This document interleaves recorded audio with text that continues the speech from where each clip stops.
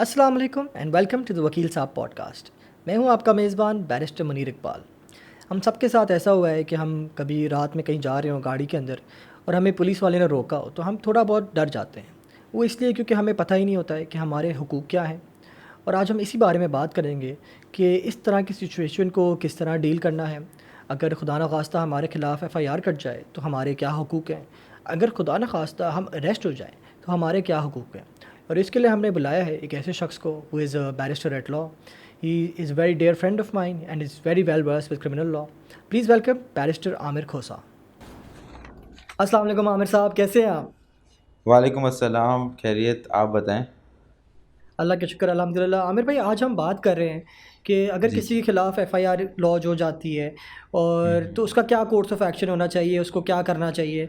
तो for example अगर मेरे ख़िलाफ़ कोई एफ़आईआर लॉन्च होती है फॉर व्हाटएवर रीज़न, तो मुझे हम्म। सबसे पहली चीज़ क्या करनी चाहिए? एफआईआर जब लॉन्च होती है तो आपको सबसे पहली चीज़, if you are not arrested then you have to post for a bail, pre arrest bail. और अगर आप अरेस्टेड हैं तो उसमें फिर पोस्ट अरेस्ट बेल होती है, उसके उसके अलग प्रोसीजर्स हैं। उसमें आप आपका अरेस्ट होता है, then the police is required by law to bring you before the concern magistrate 24 घंटे के अंदर अंदर। तो वो उधर जाके मैजिस्ट्रेट जो है वो या तो आपका रिमांड करता है या तो फिर आपकी जुडिशल कस्टडी में आपको दे देता है। नाउ ठीक है। रिमांड का मतलब ये है कि पुलिस को ज़रूरत है आपकी फर्दर इन्वेस्टिगेशन के लिए। वो आपको अपने पास लेके जाना चाह रहे हैं, वहाँ पे आपसे और सवालात करना चाह रहे हैं और केस की इन्वेस्टिगेशन करना चाह रहे हैं, इसलिए पुलिस जो है वो रिमांड की रिक्वेस्ट करती है।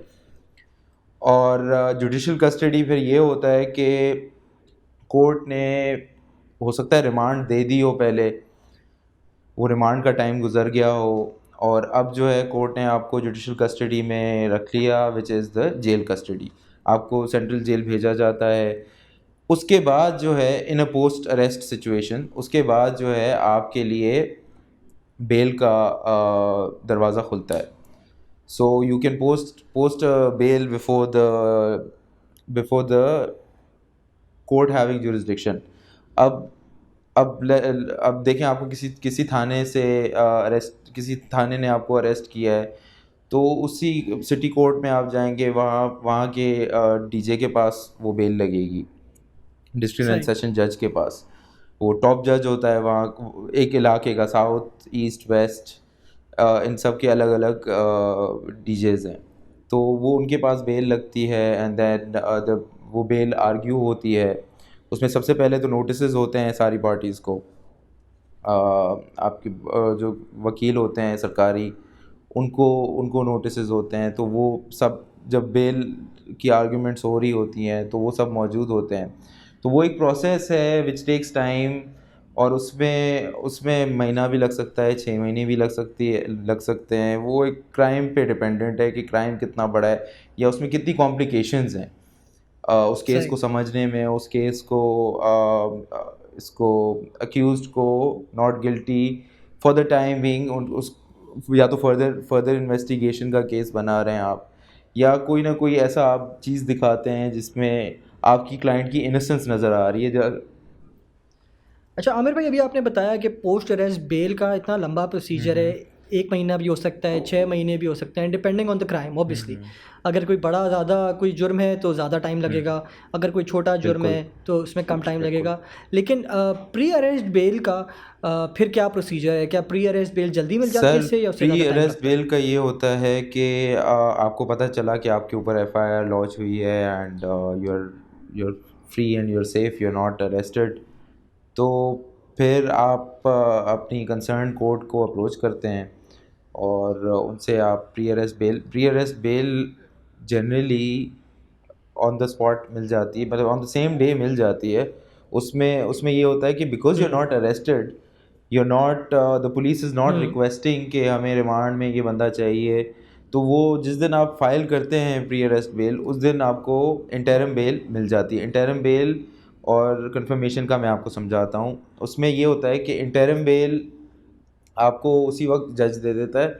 आपके इनिशियल ग्राउंड सुन के कि मेरी इनोसेंस जो है वो ऐसे प्रूव हो सकती है या वैसे प्रूव हो सकती है, तो उस पे वो आपको इंटरिम बेल मिल जाती है। फिर 3-4 दिन का टाइम रख के जज साहब जो हैं वो केस को वापस रखते हैं for hearing of the confirmation of the bail. अब वो कंफर्म अगर होती है। ठीक है। आमिर भाई, एक सवाल इसमें से, अगर जो इंटरिम बेल अप्लाई कर रहा है, आपने बोला आप अपने ग्राउंड चूज़ करोगे, तो उसके ग्राउंड्स बेसिक जो होते हैं उसके बारे में ज़रा इलैबोरेट कर सकते हैं कि क्या क्या वजह है कि इतने आराम से आपको पहली डेट पे बेल मिल रही है? सर उसमें देखिए बेसिकली होता ये है कि एफआईआर जब when you know that you are innocent, FIR जब आपके सामने आती है तो उसमें उसमें प्रॉब्लम्स आपको मिल जाती हैं। लेट्स से फॉर एग्जांपल अगर एफआईआर में एक डिले है, एफआईआर को लॉन्च करने में पुलिस ने डिले कर दिया है, और उस पे फिर ये एक आपका एक बहुत अच्छा ग्राउंड बन जाता है। आप जज को बता सकते हैं कि इन्होंने डिले कर दिया है एफआईआर लॉन्च करने में, जिसकी वजह से इट इज़ पॉसिबल कि they have conspired against me, मेरे खिलाफ इन्होंने ये सब कुछ बिल्कुल। प्लान बना के इन्होंने इंसिडेंट दिखा रहे हैं 10 दिन पहले का, एफआईआर मेरे ऊपर लॉन्च कर रहे हैं 10 दिन बाद। तो उसमें ये होता है कि ये 10 दिन का जो बीच में गैप आ गया है वो इनको एक प्लान बनाने इस के पे लिए उनको क्वेश्चन टाइम मार्क मिल है। गया है। तो वो एक बहुत बड़ा ग्राउंड है कि अगर वो कंस्पायर। बिल्कुल। प्लस आप खुद ही एक तरह से, जब आप आपके खिलाफ एफआईआर इशू हुई है, आप खुद बेल के लिए, प्री अरेस्ट बेल के लिए आप आके सरेंडर कर रहे हो, कोर्ट को जी बोल रहे हो आई एम एट योर बिल्कुल मर्सी, आप चाहें तो मुझे अरेस्ट करवा सकते हैं, लेकिन मैं खुद आ बिल्कुल रहा हूँ बताने के लिए कि मेरे खिलाफ ये एफआईआर इशू हुई हुई बिल्कुल है और काइंडली मुझे बेल दी जी जाए। जी ऑब्वियसली वो बेल की प्री अरेस्ट बेल का मकसद ये नहीं होता है कि you are free to go, बिल्कुल आपको खुली बिल्कुल आज़ादी नहीं आपको है, आपको आपने हर फिर डेट जाना पे है आना प्री होता है। अरेस्ट बेल के जी बाद पुलिस स्टेशन जी जाना जी है। आपको हर डेट पे बिल्कुल। आना होता है, आपने आपने हाजिरी देनी होती है। श्योरिटी जब बेल आपको ग्रांट होती है तब एक श्योरिटी डिसाइड होती है किसी एक अमाउंट की। वो लार्ज अमाउंट होता है तो फिर वो लोग नॉर्मली प्रॉपर्टीज़ में रखवा लेते हैं, अपनी प्रॉपर्टी के डॉक्यूमेंट्स रखवा देते हैं। अगर स्मॉलर अमाउंट होता है तो वो भी हो जाता है, उसमें बॉन्ड्स में वो आप जमा करवाते हैं। तो बेल्स बेल्स फिर जब केस चल रहा होता है तो आपको हर हर हर डेट पे you have to be there, आपको खुद आके अपनी प्रेजेंस लगानी होती है। आपको देखना होता है केस चले ना चले, डिले हो रहा है किसी की भी तरफ से। आईओ को देखें, अगर आप पोस्ट अरेस्ट बेल ले रहे हैं या प्री अरेस्ट बेल ले रहे हैं तो इन्वेस्टिगेशन में आईओ को 14 दिन का टाइम होता है कि आप अपना चालान जमा करवाएं। तो वो कोर्ट बिल्कुल। चालान क्या होता है, अच्छा just for the audience obviously? चालान चालान होता है, उसमें उसमें इन्वेस्टिगेशन करके आईओ जो है वो इन्वेस्टिगेशन ऑफिसर होता है पुलिस का, जो कि आपके खिलाफ जो एफआईआर लिखता है। अब वो जो बंदा जिसने अरेस्ट किया है या जो इसका कंप्लेनेंट है, वो जो स्टोरी बताता है उस स्टोरी के हिसाब से वो एफआईआर लिखता है आपका, वही आईओ अपॉइंट होता है। फिर वो जाके नॉट नेसेसरीली वही आईओ अपॉइंट हो, लेकिन बाज़-औक़ात वही आईओ अपॉइंट होता है और वही आपकी केस की सारी इन्वेस्टिगेशन करता है।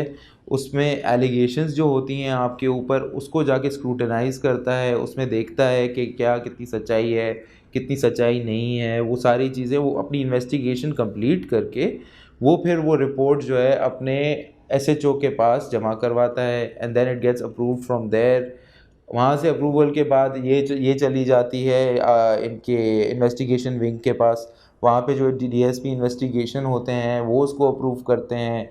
फिर वो आती है कोर्ट में जब आ जाती है और उसमें होता है 14 दिन। उसमें उसमें जो लिखा होता है वो आपकी सारी वो इन्वेस्टिगेशन होती है with regards to the allegation against you.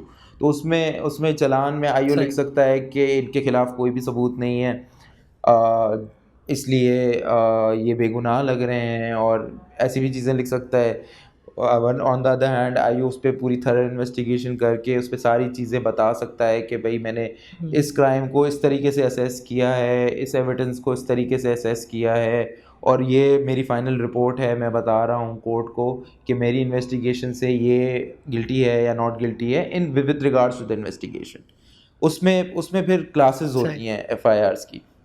अब एफआईआर जब आईओ अपनी रिपोर्ट जमा करवाता है, उस रिपोर्ट में आईओ अगर उस केस को ख़त्म करने के लिए आ रहा होता है, रिपोर्ट जमा करवा करवा रहा होता है। जैसे मैंने मेंशन किया कि बेगुनाह है या आईओ कुछ ऐसा अगर लिख रहा है, तो उसमें आईओ जो है या तो ए क्लास में करेगा, या तो बी क्लास में करेगा, या सी क्लास में करेगा। अब ए क्लास इज़ व्हेन आईओ कहता है कि भाई मैंने सारी इन्वेस्टिगेशन कर ली है, मुझे जो है इनके खिलाफ कोई ऐसा एविडेंस मिल नहीं रहा, लेकिन मुझे इस बात का खर्चा है कि फ्यूचर में एविडेंस ऐसा कोई आ सकता है। तो वो उसको ए क्लास में कोर्ट को उसमें नीचे लिख देगा कि ए क्लास में ये इस एफआईआर को डिस्पोज ऑफ किया जाए। उसको फिर नीचे एसएसपी जो है उसको अप्रूवल दे देगा कि हाँ आया कि ये ए क्लास में बनती है कि नहीं बनती है। तो फिर वो आएगी कोर्ट के पास चालान के साथ ही, चालान के साथ ही आपकी ए क्लास रिपोर्ट आएगी। उसको कोर्ट चाहे अप्रूव करे, कोर्ट चाहे चालान कर दे, ठीक है। तो वो ए क्लास अप्रूव अगर हो गई तो आपने बेल अगर अपनी फाइल की हुई है तो you can withdraw that surety, you are off the hook for now. लेकिन उसमें यह है कि इन द फ्यूचर अगर कभी भी एविडेंस अराइज होता है किसी भी किस्म का with regards to the same case only, उसमें फिर आप आईओ जो है वो आके रिपोर्ट करेगा जुडिशल मैजिस्ट्रेट को, जिसने इसको डिस्पोज ऑफ किया। उनको बताएगा कि ये इन्वेस्टिगेशन से ये नई चीज़ सामने आई है। तो फिर जो है वो आपको नोटिस भेजेंगे। Court will not direct the IO to arrest you, but he will send a notice to you saying that a new evidence has come up, so you are required to come before the honorable court on this date। उसमें भी आपको bell लेने की ज़रूरत नहीं है। आप जा रहे हैं तो बेल लेने की कोई ज़रूरत नहीं है। आप कोर्ट ने आपको बुलाया है, court is not going to arrest you because court has asked you for information कि भाई इसमें आके हमें आप इन्फॉर्मेशन दें। जब कोर्ट वहाँ पे आपको आईओ को सुन के अगर कोर्ट कहती है कि भाई इस पे एफआईआर लॉन्च की जाए, तो आपको टाइम दिया जाता है टू पोस्ट फॉर अ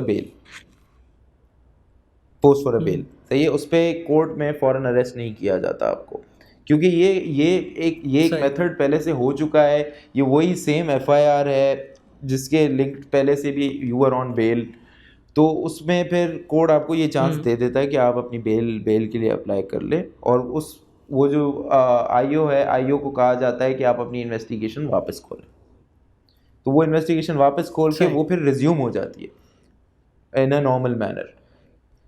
फिर जो है अगर आप आ जाएं बी क्लास पे, B class is when if an FIR launched against you is launched with false accusations, it's been proved कि ये फॉल्स चीज़ें हैं।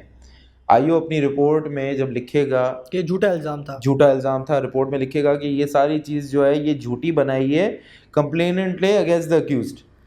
तो उसमें उस सिनारियो में ये होता है कि आपका जो एफआईआर है वो फौरन जो है वो प्रोसीजर सेम ही होता है, एसपी के पास जाता है, फिर जो है उसके पास जाता है जुडिशल मैजिस्ट्रेट साहब के पास जाता है।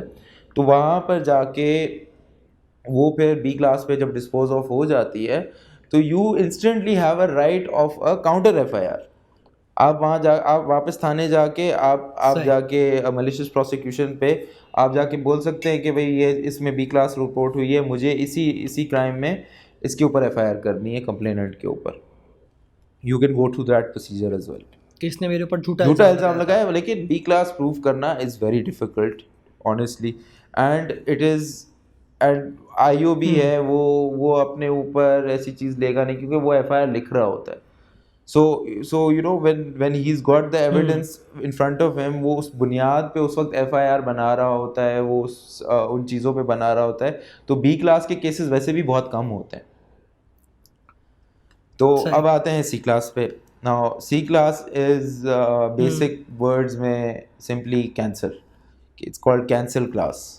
तो कैंसिल क्लास में ये है कि आईओ अपनी रिपोर्ट देता है, सेम प्रोसीजर सी क्लास है, इसके ऊपर कोई भी एविडेंस नहीं है और फर्दर एविडेंस आने का भी कोई खर्चा नहीं है। हो सकता है कि जो एक्यूजेशन है, जो क्लेम है कंप्लेनेंट का, वो क्लेम सही है, लेकिन क्योंकि हम प्रूव नहीं कर सकते इस क्लेम को, या तो वो क्लेम जो उसने जिस पे उसने एक्यूजेशन लगाई है वो एक पास्ट में चीज़ गुम हो गई है, you can not go back to it, तो उस पर कोई एविडेंस मिल नहीं सकता। फर्दर एविडेंस भी कभी अराइज नहीं हो सकता इस चीज़ पे, इसी सेम मुद्दे पे, तो फिर वो सी क्लास कर देते हैं उसको, फिर एसपी अप्रूव करता है, फिर मैजिस्ट्रेट के पास आती है, मैजिस्ट्रेट उसको सी क्लास को या तो अप्रूव करता है या तो फिर चालान करता है। वाह, बड़ी डिटेल्ड आपने डिस्क्रिप्शन दे दी कि एग्जैक्टली आपकी एफआईआर कटने के बाद क्या क्या चीज़ें हो जी सकती हैं। सर। हमने बात कर ली है प्री अरेस्ट की। प्री अरेस्ट में आपको ज़्यादा चीज़ें नहीं दिखानी, बेसिक चीज़ें दिखानी है, बेसिक ग्राउंड्स दिखाने हैं बिल्कुल कि बिल्कुल यार मैं खुद कोर्ट आ रहा बिल्कुल, हूँ, मेरे ऊपर इल्ज़ाम लगे मैं हैं, मैं खुद सरेंडर कोर्ट कर आ रहा रहा हूँ, हूँ बिल्कुल और मेरे सरेंडर कर रहा हूँ सरेंडर एक कर तरह रहा हूँ। से, और मेरे टाइज हैं, मैं क्यों नहीं भागूंगा और मैं क्यों कंप्लाई करूंगा आपको इन्वेस्टिगेशन आपको के वही साथ। बेसिकली प्रूव ऑब्वियसली यही अगर करना आपको होता है कि अरेस्ट आप कर लिया गया भागेंगे है। नहीं, आप कहीं जाएंगे नहीं, इसलिए आपको कोर्ट जो है बेल देते हैं। हाँ एग्जैक्टली आप, हाँ फ्लाइट रिस्क नहीं है आप। जी जी, फ्लाइट उसके रिस्क बाद फिर आ जाती है बात पोस्ट अरेस्ट की कि अगर खुदा ना खास्ता आप अरेस्ट हो गए हैं तो फिर आप पोस्ट अरेस्ट बेल फाइल जी करेंगे। जी अब उस पर डिपेंडिंग ऑन द जी क्राइम कि क्या जुर्म आपने किया है उसका टाइम वो क्राइम पर है। फॉर एग्जांपल मैं अभी एक रेप के केस पे काम कर रहा हूँ, it's pro bono rape case, जो लड़की का रेप हुआ है, मैं उसका काउंसिल हूँ।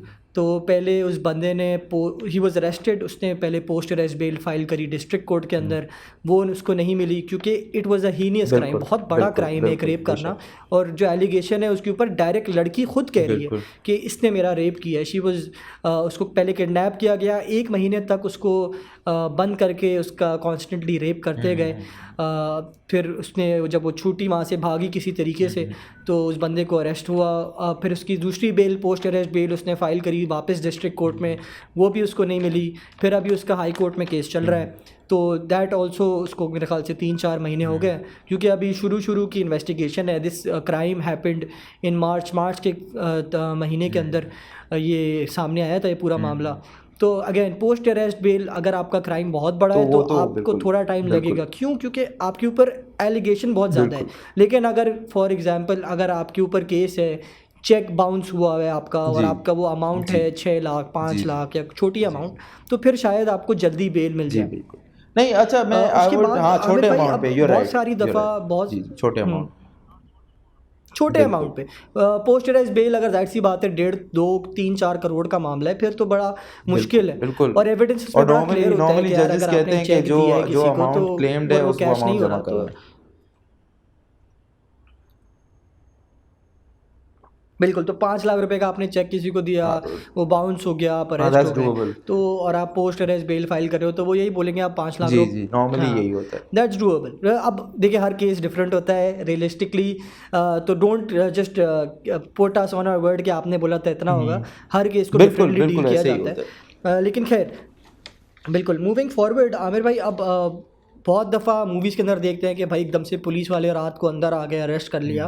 तो क्या ऐसा पॉसिबल है? मैं अपने घर पे सो रहा हूँ, पुलिस रात को 3 बजे मेरे घर पे खटखटाती है और बोलती है चलो भाई तुम्हारे खिलाफ, मतलब हम तुम्हें अरेस्ट करना आए हैं, तुम्हारे खिलाफ एफआईआर कटी है। क्या ये पॉसिबल है? या सर उस बिल्कुल वक्त पॉसिबल। मैं अगर ऐसी पोजीशन में हूँ तो मेरे क्या राइट्स होंगे? सर आप अब बेसिकली अगर आपके ऊपर एफआईआर हो गई है तो generally you will ask for the FIR itself when you are being arrested. तो वो एफआईआर पढ़ के and then if they are at your door step, वो एफआईआर लॉज्ड है and you are needed in that crime, तो वो आपको arrest कर लेगी पुलिस उसी वक्त और आपको ले जाएगी। उसके लिए कोई वारंट वगैरह नहीं चाहिए होता? नहीं, वारंट देखिए, वारंट का मैंने आपको बताया था कि वो एक मैजिस्ट्रेट के थ्रू एक पूरा प्रोसेस होता है। हमारे सिस्टम में ऐसा वारंट का इतना वो नहीं है। एफआईआर हो गई, you are required in the crime, the police will come and arrest you. अगर उस इन्वेस्टिगेशन में सही। आप, अब उसमें ना ऑफेंसेस भी होते हैं, बेलेबल नॉन बेलेबल ऑफेंसेस, वो जो सेक्शंस लगाते हैं उस एफआईआर में, तो वो पुलिस की एक डिस्क्रेशन भी होती है कि अगर वो आपके खिलाफ एफआईआर काट रहे हैं under a section which is a bailable offence, उस पे पुलिस आपको अपनी उस पे एक बॉन्ड लेके आपको छोड़ सकती है और आपको कह सकती है कि ठीक है, we are not arresting you ठीक है। But we are doing this investigation and you will be required in court for this. एक तो ये अच्छा, just to be clear, bailable offences बहुत छोटे मोटे क्राइम्स, ज़्यादा कोई हीनियस क्राइम्स नहीं क्राइम्स नहीं होते। है। बेलेबल बेलेबल ऑफेंसेस ऑफेंसेस इतने ज़्यादा कोई सीरियस नहीं, क्राइम उसमें नहीं ये है, होता है, सीरियस क्राइम कोर्ट नहीं में है। भी यही होता बेलेबल है कि ऑफेंस छोटे आपको होते हैं उसमें और बेल पोस्ट करनी नहीं पड़ती। बेलेबल ऑफेंसेस में नॉर्मली होता ये है कि अगर एफआईआर अवेलेबल है तो वो रिमांड रिपोर्ट में जज साहब जो है उस पर ऑर्डर कर देते हैं कि इतने बॉन्ड पे इसको रिलीज़ किया जाए। वो मतलब you don't need to post bail for that bailable offence में। नॉन बेलेबल में डेफिनेटली वो सारा जो मैंने प्रोसीजर समझाया those are mostly non bailable offences. जी, तो you will be arrested, you will be taken to the police station for investigation, and then और फिर वही प्रोसीजर वापस within 24 hours आपको वो पेश करेंगे कोर्ट में, पेश करेंगे। और वो अगर रिमांड मांगते हैं तो हो सकता है जज साहब उनको 14 दिन की रिमांड दे दे, 5 दिन की रिमांड दे दे, 6 दिन की remand they they. It depends कि वो कितने रिमांड आपकी देते हैं। जब वो आपकी रिमांड ख़त्म होगी, जब आप जुडिशियल कस्टडी होंगे, तभी जाके आप बेल पोस्ट कर सकते हैं, वरना आप बेल पोस्ट नहीं कर सकते। ठीक है। और ये जो होता है ना, हम रात को जा रहे हैं कहीं, रास्ते में पुलिस ऑफिशियल्स चेक करते हैं, तो क्या ये लीगल है? Sir, stop and search is controversial all over the world, and उसमें यही है कि स्टॉप एंड सर्च पुलिस को इतने एक्सेसिव पावर्स हैं which are mostly abused all over the world. I am not saying कि पाकिस्तान में ही होता है, सिर्फ हर जगह होता है, बड़े बड़े मुल्कों में भी होता है। तो you have rights over here. आप बोल सकते हैं कि भैया मुझे किस शक पे आपने रोका है। अगर वो आपको पुलिस वाला काली वर्दी वाला खड़ा है, वो आपको कह रहा है कि भाई तुमने सीट बेल्ट नहीं पहना, मैंने इसलिए रोका है, तो that's not his jurisdiction at all. It's a traffic issue. सही है, वो ट्रैफिक पुलिस का इशू है, वो इनका इशू नहीं है। तो ऐसी चीज़ें काफ़ी सुनाई देती हैं हमको। मतलब मैं खुद भी अगर जा रहा होता हूँ कभी कभार, मुझे रोक के वो ऐसी बात काली वर्दी वाले कर रहे होते हैं, तो वो फिर उनसे बात की जाती है और उनसे उसी वक्त जो है वो जो भी है हो जाता है, they let you go. Most many times ऐसे भी होता है कि बिल्कुल, मेरे ख्याल से तो अगर आपको अरेस्ट किया, मतलब अरेस्ट तो नहीं, आपको रात को आप निकले हुए हैं, आपको रोका जा रहा है, तो आप रुकें। देखिए, सबसे पहली बात तो मेरा तो यही मानना है कि यार वो अपना काम कर रहा है। रात को अगर वो 3 बजे खड़ा हुआ है तो आपकी हिफाजत के लिए खड़ा हुआ है। यहाँ एक बड़ा मेरे ख्याल से मिसकंसेप्शन है कि यार पुलिस वाले ऐसे हैं, पुलिस वाले ऐसे हैं। रोकती है, पुलिस अपने पैसों के लिए रोकती है, या पुलिस आप उनसे प्यार से बात करो। बिल्कुल, ये बड़ी मिसकंसेप्शंस हैं। देखिए, हर सारे लोग बुरे नहीं होते, बहुत मेजॉरिटी आपको अच्छे लोग मिलेंगे, सब लोग बुरे नहीं होते, दैट्स राइट। बिल्कुल, देखिए हैं, वो तो है, वो मैं बात मान रहा हूँ एवरीवेयर, ठीक है ना, पूरी दुनिया में हर जगह बुरे लोग भी हैं, अच्छे लोग भी हैं। मेरा ये पर्सनली मानना है कि अच्छे लोग ज़्यादा हैं, बुरे लोग कम हैं। और अगर आपको कहीं रोका जा रहा है इस तरीके में कि पुलिस वाला आपको रोक रहा है, आप इज़्ज़त से रुकें, आप उससे प्यार से बात करें, इज़्ज़त से बात करें, वो आपको कुछ नहीं करेगा। अगर आपके सारे डॉक्यूमेंट्स पूरे हैं, सब चीज़ें हैं आपके पास, तो फिर आपको फिक्र होने की कोई ज़रूरत ही नहीं है। आप उसके बाद क्यों, वो आपकी सेफ्टी के लिए कर रहा है यार, कल को पीछे बिल्कुल ऐसे ही है, बिल्कुल। और इनको कोई रीजन नहीं उसके पास। देखिए, अपनी सेफ्टी के लिए भी आपको रुक जाना चाहिए, because they have at times, हमारे मुल्क में ऐसे होता है कि सिचुएशन बहुत ख़राब होती है, टेररिज्म का भी माहौल कभी हो जाता है, तो फिर पुलिस के पास नोटिफिकेशन के थ्रू ऑर्डर्स आ जाते हैं कि अगर कोई स्नैप चेकिंग के लिए नहीं रुकता है तो you have orders to shoot on sight. तो शूट ऑन साइट का मतलब ये है कि भाई वो कोशिश करेंगे कि गोली चला के आपको रोके। Now that is very harmful, because हो सकता है कि आप अपने इस उसमें कि भाई I am clean and I have nothing on me, तो मुझे इसके पास रुकने की ज़रूरत ही नहीं है, और आप चले गए, उसके पास ऑर्डर्स हैं ये चीज़, उसको सस्पिशन हुआ तो he will shoot and you know a lot of things can happen, it can be very very catastrophic. तो इसलिए आई वुड ऑल्सो एडवाइज कि भाई अगर आपको ट्रैफिक पुलिस रोकती है, चाहे आपको नॉर्मल पुलिस रोकती है, चाहे आपको रेंजर्स रोकती है, चाहे आपको आर्मी रोकती है, कोई भी रोकता है आपको फोर्सेस में से, you must stop, you must speak to them, you must ask them कि भाई आपको क्यों रोका है, क्या सस्पिशन है, किस वजह से रोका है, वो चीज़ आप अपनी प्रूव करें, उनसे बात करें, सही तरह से बात करें, they will eventually late you go. But if they find something on you, और इसी तरह they find something on you कि भाई जिस सस्पेशन से रोका है, भाई वेपन की सस्पेशन पे रोका है पुलिस ने, या लेट्स से ड्रग्स के सस्पेशन पे पुलिस ने रोका है, अल्कोहल के सस्पेशन पे पुलिस ने रोका है, तो then the police can arrest you on the spot. Yeah absolutely, जी, एब्सोल्युटली। इसलिए कहते हैं भाई डोंट डू बिल्कुल। Drugs, don't carry drugs, don't do and drugs. Don't लेकिन कैरी देखिए illegal सबसे, weapons obviously। हाँ, एब्सोल्युटली, एब्सोल्युटली। देखिए आपने सबसे जो भी सुन रहा है उनसे गुजारिश है कि आपने अपनी आइडेंटिटी हर वक्त प्रूव करने के लिए आपको रेडी रहना बिल्कुल। है। तो आपके जो गाड़ी के पेपर्स हैं, लोग बहुत सारे लोग गाड़ी के पेपर्स नहीं रखते अपनी हाँ, गाड़ियों में उसकी और एक फिर फोटोकॉपी उनके रख साथ लें, मसले होते हैं। बिल्कुल। देखिए एग्जैक्टली एक फ़ोटोकॉपी रख लें, और अगर वो भी नहीं है, देखिए हमारे एक्साइज का डिपार्टमेंट माशाल्लाह से काफ़ी आगे बढ़ गया है टेक्नोलॉजी वाइज। तो आपके पास ऑप्शन है कि खुद आप गूगल खोलें, गूगल पे आप लिखें कार नंबर प्लेट चेक, जो पहली लिंक आएगी उस पर क्लिक करें, आप अपनी नंबर प्लेट की डिटेल्स डालेंगे, उस रजिस्ट्रेशन वगैरह सामने आ जाएगी। तो अगर आपके नाम पे गाड़ी रजिस्टर्ड है तो आपके पास पेपर नहीं है, तो you can show that to them, और वो एक्सेप्ट करते हैं, पुलिस वाले मानते हैं कि हाँ यार ये वैलिड फॉर्म है एक तरह का पेपर्स का। तो अगर आपने पेपर्स नहीं लेने, जो उस वेबसाइट का आप या इंटरनेट एक्सेस हो या स्क्रीनशॉट लेकर रख लें कि यार ये देखो यार मेरी ही गाड़ी है, तो वो दैट इज़ योर रिस्पॉन्सिबिलिटी। अगर बहुत दफ़ा ऐसा होता है कि आपके पास गाड़ी के पेपर नहीं होते, तो पुलिस वाले आपको लेके जाएंगे अपने साथ पुलिस स्टेशन और बोलेंगे आप पेपर्स मंगवा लो, हम आपको छोड़ देंगे। बहुत दफ़ा मेरे दोस्तों के साथ ऐसा हुआ है कि भाई उन्होंने क्योंकि बोला वो आपको इतना खतरा पुलिस होता है ना, स्टेशन आना चोरी इतनी पड़ेगा होती क्योंकि है आपके पास गाड़ियाँ, पेपर्स नहीं है। चोरी इतनी होती है गाड़ियाँ, तो लोग सस्पेशन होता है हमेशा बिल्कुल, कि ये गाड़ी चोरी और की वो हो अपना सकती ही काम कर रहे हैं। है। बिल्कुल बिल्कुल ऐसा ही है।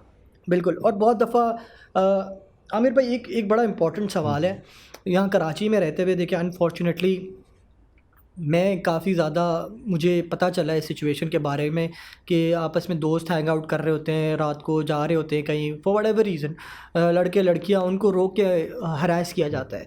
तो उसका उस वक्त कोई सल्यूशन है आपके दिमाग में कि यार किस तरह टैकल करें? फॉर एग्ज़ाम्पल मेरे एक दोस्त है, देवर इंगेज्ड, और इंगेज होने के बावजूद उनको रोका गया रात में और उनको लिटरली हरास किया गया कि आप हमें पैसे दो वरना हम आपको छोड़ेंगे नहीं, हम आपको पुलिस थाने ले जाएंगे, हम ये करेंगे, हम वो करेंगे।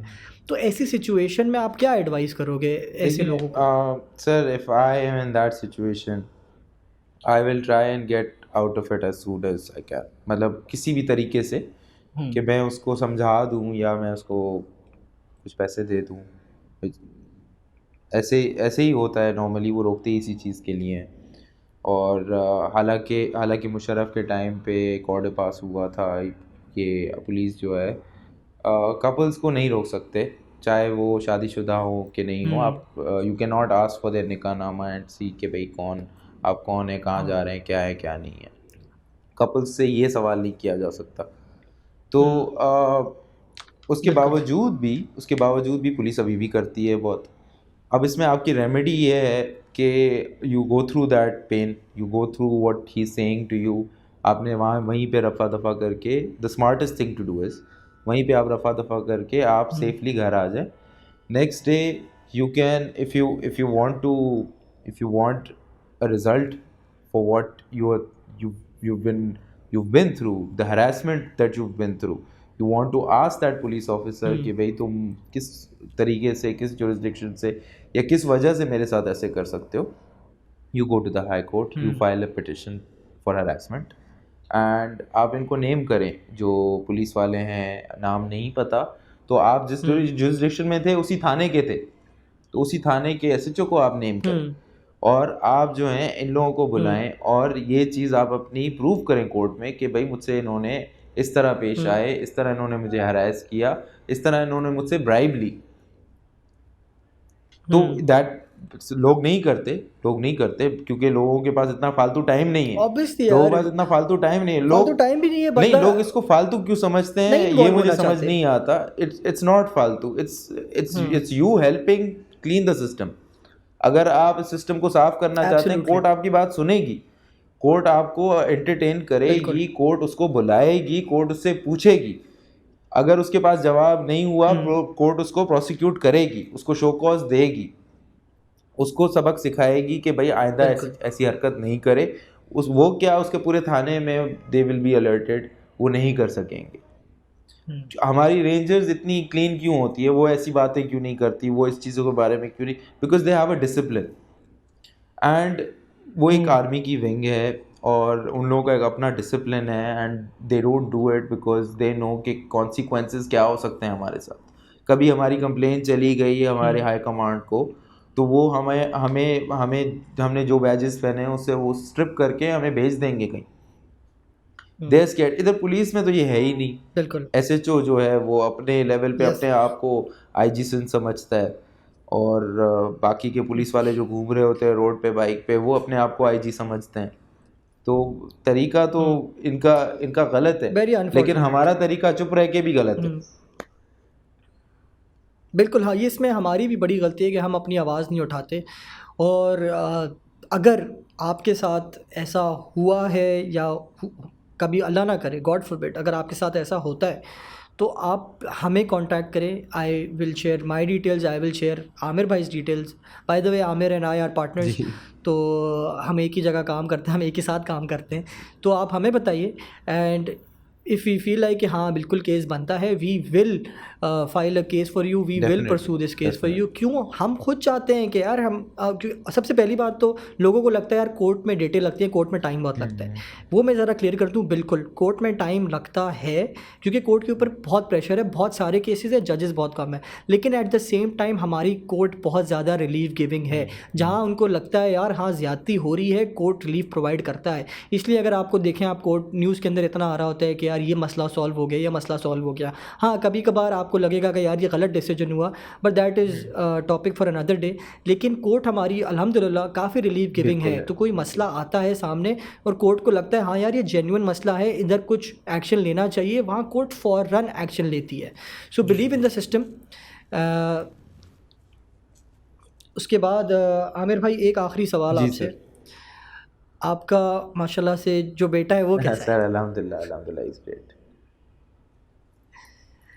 For those who don't know, his son, mashallah, he's 1 year old and he is a celebrity. और why is he a celebrity? आप उसको इंस्टा पे आप फॉलो करें माशाल्लाह से, you'll understand why. He is adorable, he is very cute. और मैं तो आमिर भाई को बहुत गलत बोलता हूँ यार, आपके पास तो माशाल्लाह से घर पे आपको कोई PS वगैरह की ज़रूरत ही नहीं है। You have a toy at your home, at your disposal. फिर मैंने एक दफ़ा आमिर भाई को ख्याल रखते हुए देखा, फिर मैंने बोला यार ये तो प्रॉपर फुल टाइम जॉब लग रही है, ये तो बड़ा मुश्किल है। बिल्कुल, it's very tough, it's very tough. My wife, I don't know how she does it. Thank you so much Aamir भाई। वो भी she also works and she takes care of Zavi, but we both equally divide things about Zavi. Absolutely. But alhamdulillah हो जाता है। ठीक है, legend है भाई, आपकी वाइफ तो माशाल्लाह से लेजेंड है। I feel that way. ही आमिर भाई ने अपनी वाइफ को अपने फ़ोन में सुप्रीम कोर्ट के नाम से सेव किया हुआ है, और ज़्यादातर वकीलों ने भी इसी तरह सेव किया हुआ है उनका नाम। करना भी चाहिए। खैर आमिर भाई, thank you so much for this, it was a pleasure having you. Pleasure sir, pleasure is all. बिल्कुल, Thank you. it was a pleasure having you. I had a great time. It was a very good learning experience. इंशाल्लाह हम कल मिल रहे हैं court के अंदर। इंशाल्लाह। See you tomorrow. Take care. Thank you sir. अल्लाह हाफिज़। With that being said, thank you all for listening to this show. मेरा नाम है बैरिस्टर मुनीर इकबाल और आप सुन रहे थे वकील साहब पॉडकास्ट। Adjourned.